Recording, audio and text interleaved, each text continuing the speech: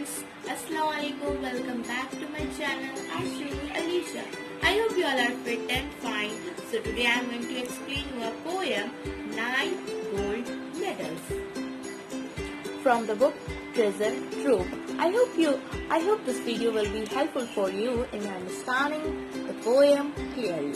And if you are new to this channel, subscribe to my YouTube channel and press the bell icon to never miss an update. तो सबसे पहले मैं आपको एक छोटा सा इंट्रो दूंगी इस पोएम के बारे में, उसके बाद हम चलेंगे स्टैंजा वाइज एक्सप्लेनेशन पे। 9 गोल्ड मेडल्स, इस पोएम को डेविड रॉथ ने लिखा है। डेविड रॉथ जो थे वो एक अमेरिकन ऑथर थे और बाद में वो एक सक्सेसफुल सोलो आर्टिस्ट भी बने और इनका जन्म 1954 में हुआ था। 9 गोल्ड मेडल्स, ये पोएम जो है डेविड रॉथ की, ये one of the most popular inspirational poem है। मतलब ये एक मोस्ट पॉपुलर इंस्पिरेशनल पोएम्स में से एक पोएम है। इस पोएम में बताया जा रहा है कि कैसे सभी लोग एक दूसरे की हेल्प करते हैं और इस पोएम के माध्यम से हमें ये भी मैसेज दिया जा रहा है कि हमारे लाइफ में जो सबसे ज़्यादा महत्व रखता है वो है एक दूसरे की फीलिंग्स को शेयर करना और उसको खुश करने की कोशिश करना।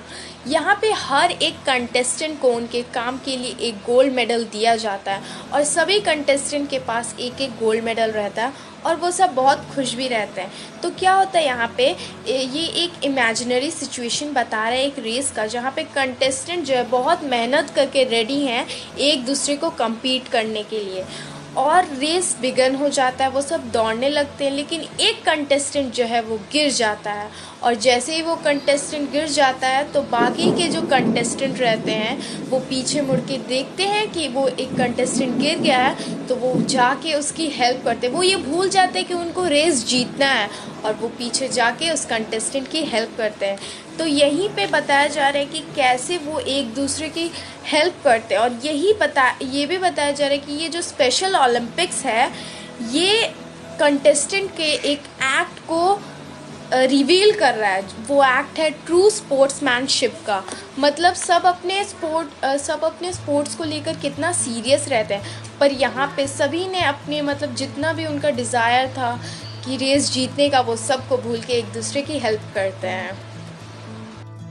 The athletes had come from so many countries to run for the gold, for the silver and bronze. यहाँ पे बताया जा रहा है कि जो एथलीट्स थे, जिनमें हर एक एथलीट में कुछ ना कुछ कमी था, वो कई सारे कंट्रीज से आए थे ताकि वो गोल्ड मेडल या सिल्वर मेडल या ब्रॉन्ज मेडल जीत सके। मतलब वो यही आशा लेके आए थे कि आज वो एक ना एक मेडल जीत के ही जाएंगे।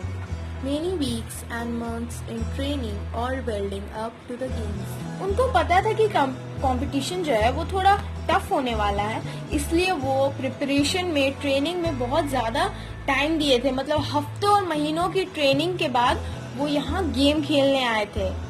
Stanza 2. All round the field, spectators were gathered, cheering on all the young women and men.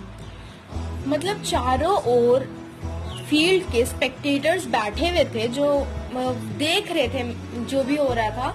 वो सब बहुत चीयर कर रहे थे जितने भी कंटेस्टेंट पार्टिसिपेट कर रहे थे। Then the final event of the day was approaching, the last race about to begin.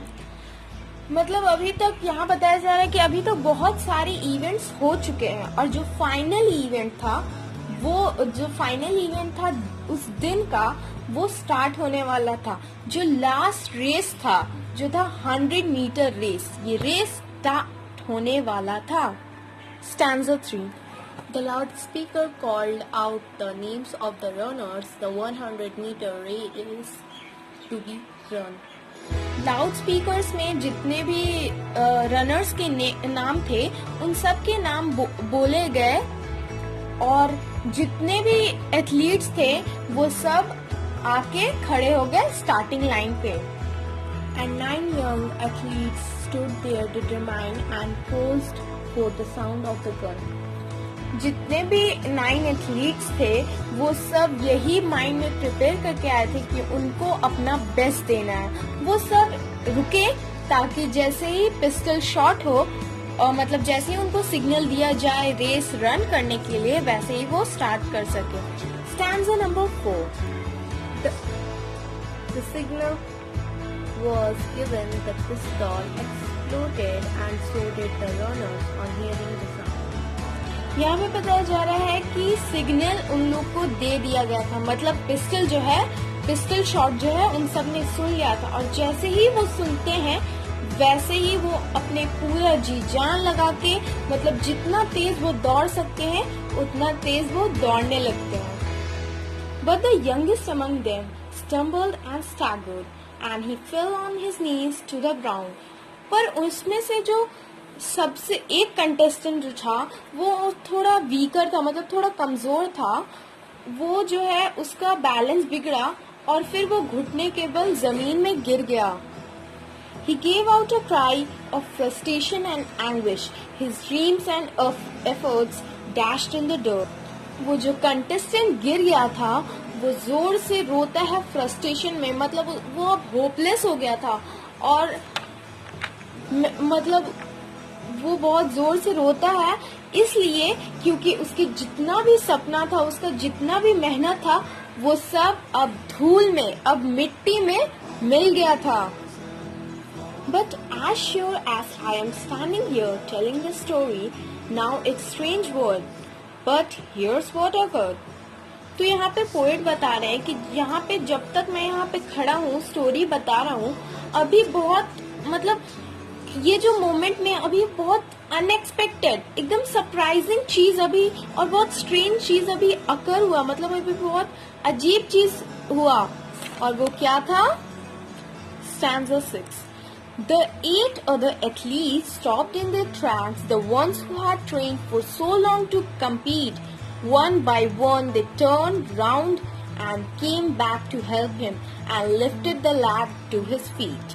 तो जो पोएट ने कहा था कि अभी बहुत अजीब चीज हुआ, वो यही हुआ कि जो बाकी के 8 एथलीट्स थे वो सब रुक जाते अपने ट्रैक में, वो रुक जाते जो इतने हफ्तों और महीनों की ट्रेनिंग करके आए थे ताकि वो जीत सके, और वो रुक जाते हैं और फिर पीछे मुड़ के देखते हैं और देखते हैं कि एक कंटेस्टेंट गिर गया है।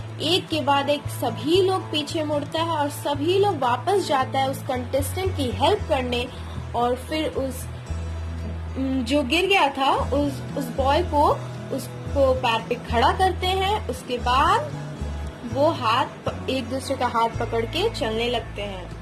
Stanza number 7। Then all the 9 runners joined hands and continued the 100-meter race, reduced to a walk। तो बाकी के जो 9 रनर्स थे वो एक दूसरे का हाथ पकड़ते हैं और फिर चलने लगते हैं, मतलब वो अब जो 100 मीटर का रेस था वो अब 100 मीटर वॉक में बदल जाता है, क्योंकि सब एक दूसरे का हाथ पकड़ के चल रहे थे। And the banner above that said, Special Olympics could not have been nearer the mark। और जो बैनर ऊपर लगा हुआ था स्पेशल ओलंपिक्स का, वो बदल गया सच में। यहाँ पे सच में कुछ स्पेशल हुआ, और ये जो स्पेशल ओलंपिक्स था ये सच में एक स्पेशल बन गया। Stanza 8। That's how the race ended with 9 gold medals. They came to the finish line holding hands still, and the banner above and 9 smiling faces said more than these words ever will, said more than these words ever will। और इसी तरीके से race जो है खत्म हो जाता है और सभी कंटेस्टेंट को उनके काम के लिए एक एक गोल्ड मेडल दिया जाता है। वो सब फिनिशिंग लाइन तक पहुंच जाते हैं और फिर भी वो एक दूसरे का हाथ पकड़े ही रहते हैं। और जो ऊपर बैनर लगा था स्पेशल ओलंपिक्स का, साथ में नीचे 9 स्माइलिंग फेसेस के साथ, और जो बैनर लगा था स्पेशल ओलंपिक्स का वो इस इवेंट से ज्यादा कुछ कह रहा था, इस इवेंट में वो ज्यादा कह रहा था। सो फ्रेंड्स, ये थी एक इंस्पिरेशनल पोएम। आई होप आपको ये बहुत अच्छे से और बहुत क्लियरली समझ में आया होगा।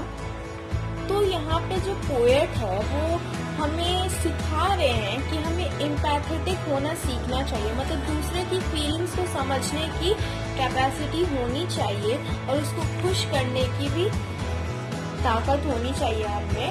और पोएट ये भी हमें बताता है कि अगर कोई इंसान गिर जाता है तो हमें ये क्वेश्चन खुद से करना चाहिए कि मुझे कैसा लगता अगर मैं गिर जाता तो। What would I have felt if I had fallen? ये क्वेश्चन की वजह से हम हेल्पफुल हो सकते हैं और हम एक दूसरे के लिए एक दूसरे का सहयोग भी दे सकते हैं। इस क्वेश्चन की वजह से हम मतलब कोऑपरेटिव भी हो सकते हैं। और पोएट इस पोएम में ये भी बता रहे हैं कि जो इस दुनिया को सबसे ज्यादा जरूरत है वो प्रतियोगिता यानी कंपटीशन नहीं है, बल्कि वो एक दूसरे का सहयोग है, यानी एक दूसरे की कोऑपरेशन और कोलैबोरेशन की अभी हमें जरूरत है। सो फ्रेंड्स, आई होप आपको ये वीडियो अच्छी लगी हो। अगर अच्छी लगी तो लाइक बटन को दबाना ना भूलें और कमेंट बॉक्स में हमें बताएं कि आपको ये वीडियो कैसी लगी और क्या आपने कभी मतलब यहाँ पे तो लोग अब इतने हफ्तों महीनों की ट्रेनिंग को छोड़ के जो एथलीट्स थे वो एक गिरे हुए एथलीट मतलब जो एक कमजोर एथलीट थे उसकी हेल्प करते हैं, तो क्या आपने कभी अपनी विश को छोड़ के अपनी इच्छा को छोड़ के कभी दूसरे की हेल्प की है? अगर की है तो हमें कमेंट बॉक्स में जरूर बताएं और अगर नहीं की है तो इसको ट्राई एक बार जरूर कीजिएगा। Thanks for watching. मिलते हैं आप सभी से नेक्स्ट वीडियो में, तब तक के लिए गुड बाय।